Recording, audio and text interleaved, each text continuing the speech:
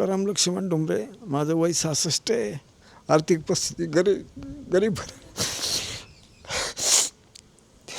भाऊकी किटली पोरं त्यांनी जवळपास लाखभर रुपये जमा केले त्या कुटुंबासाठी.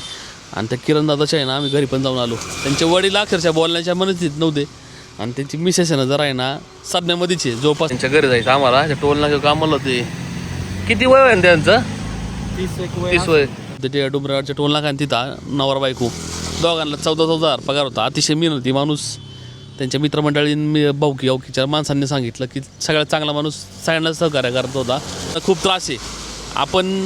आपण माणसाला आपण मदत केली पाहिजे.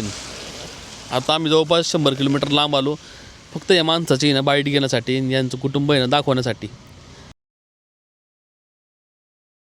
सिद्धेश मी संतोष शेट आम्ही आलोय. मग बेसिकली चाललो आम्ही जुन्नरला ओतूरला. एक पोराचा ॲक्सिडेंट झाला तर आम्हाला ते जायचं आहे. तिथला डाटा म्हणजे त्याचा आम्हाला मुलाखत टाईप घ्यायची, व्हिडिओज बनवायचे. त्यासाठी नाश्ता केला आम्ही. चल राहू दे ना केबल. अरे पुढं बसून नाही तर तुला येत असेल तर केबल नाही राहते का व्यवस्थित? तर मग गाणं लावायला पाहिजे. बरोबर ठीक आहे. आता किती वाजले रे इथं सुदेश? 10 वाजले का रे? आम्ही घरी निघलो 8 वाजता. मी खराब वाटतं 8 वाजता पोहोचलो आम्ही.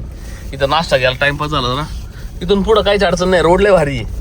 मग आपण काय बोलता चालता जाऊ. आणि त्याशिवाय मी ड्रोन पण घेऊन आलो आज, चार्ज करून एक बॅटरी.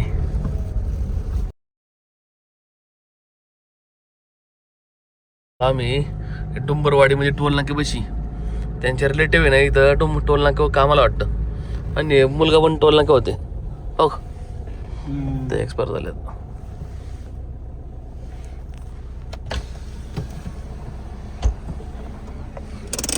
कुठं जायचं आपल्या इथून? 10 ते येतात. बरं किती वेळ लागेल? 10-15. ठीक झालं. काढला कडलं इथं.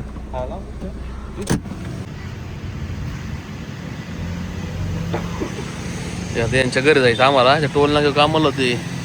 किती वय आहे त्यांचं? 30 वय. त्यांची बापी बैठली होती. संदीप भुतरडेने टाकली होती रे. म्हणजे ॲम्ब्युलन्स पलटी आली वाटतं. आणि आपला बैलगाडा मालक आहे. त्यांच्याकडे पण बैल होते. हे डुंबरवाडी टोल नाका ना? हा, डुंबरवाडी. आणि पुणे नाशिक आहे आपलं. Sorry Kalyan Nagar Ahilyanagar highway. Okay. आधी इथं आत राहतात. गाव कुठं तुमचं? डुंबरवाडी. हेच गाव डुंबरवाडी? पूर्ण डुंबरवाडी. बरं. तुकाराम लक्ष्मण डोंबरे, माझं वय 66 आहे. आर्थिक परिस्थिती गरीब.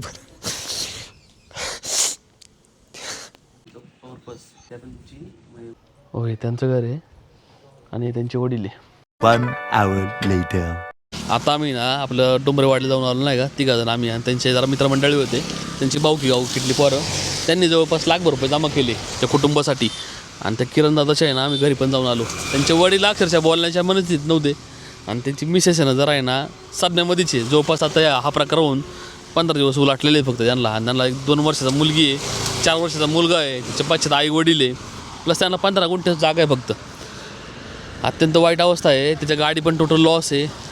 ॲम्ब्युलन्स त्यांची होती ती. बाकी त्यांचं नवीन घर आता 1 वर्ष आले बांधलं यांनी. ते 1 वर्ष घर बांधण्याच्यावर लोन त्याच्यावर. ते कामाला होते ते डोंबरेवाडच्या टोल नाका आणि तिथं नवरा बायको दोघांना 14,000 पगार होता. अतिशय मेहनती माणूस.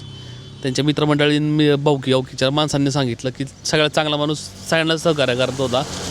काय आता आम्ही जे सामाजिक काम हातात घेतलं आहे ना, त्यात अक्षरशः अशा गोष्टी आम्हाला समजतात ना, त्यांच्या कुटुंबाच्या म्हणा, ज्यांना प्रॉब्लेम्स आहे ना, ऐकून लई भयानक वाटतं. राहू मग हातबल झाल्यासारखं वाटतं माहिती आहे.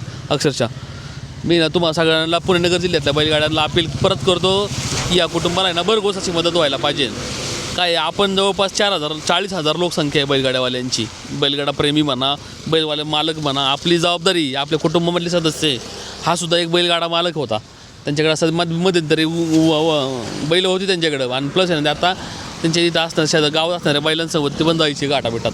म्हणजे आपला बैलगाडा मालकच माणूस झाला. याला मदत करणं आपलं हे कर्तव्य. असे बरेच समाजात असे शोषित पीडित लोक आहे, त्यांना खूप त्रास आहे. आपण माणसाला आपण मदत केली पाहिजे. आता आम्ही जवळपास 100 किलोमीटर लांब आलो फक्त या माणसाची ना बाईट घेण्यासाठी आणि यांचं कुटुंब आहे ना दाखवण्यासाठी.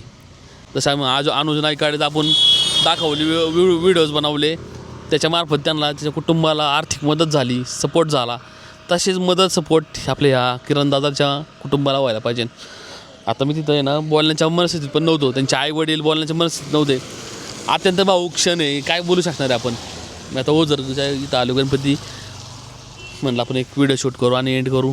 करायच्या पलीकडे बोलण्याच्या पलीकडे गोष्टी या जर का आपण तुम्हाला आम्ही परत अपील करतो, पुणे नगर जिल्ह्यातल्या बैलगाड्यावाल्यांनी एकत्र या. आपण अशा कुटुंबाला मदत करायला आपलं हे कर्तव्य आहे.